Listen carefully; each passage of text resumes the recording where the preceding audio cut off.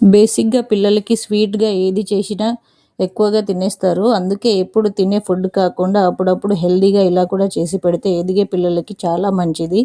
And పిల్లలు కూడా ఒక మెతుకు కూడా వదలకుండా తినేస్తారు. ఎలా చేయాలో చూపిస్తాను. ముందుగా కొన్ని పల్లీలను తీసుకొని వాటిని కలర్ వచ్చేలా లో ఫ్లేమ్‌లో పెట్టి వేయించుకోవాలి.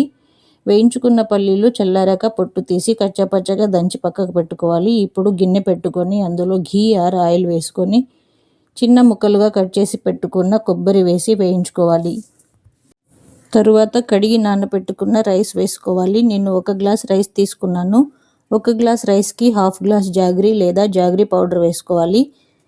అవి కొంచెం కలర్ వచ్చేలా వేయించుకున్నాక అదే గ్లాస్తో 1 గ్లాస్ వాటర్ 2 గ్లాసుల పాలు పోసుకోవాలి. పాలు పోసుకునేటప్పుడు సిమ్లో పెట్టి కొంచెం వేడి తగ్గించుకొని పాలు పోసుకోవాలి. పాలు విరిగిపోకుండా ఉండాలి అంటే అందులో గంటె పెట్టి కలపకూడదు.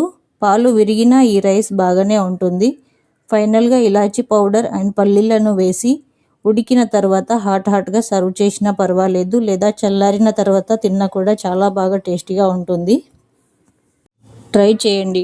ట్రై చేసి కామెంట్ చేయండి. అలాగే మరిన్ని వీడియోస్ కోసం ఒక లైక్ చేయండి. Thanks for watching.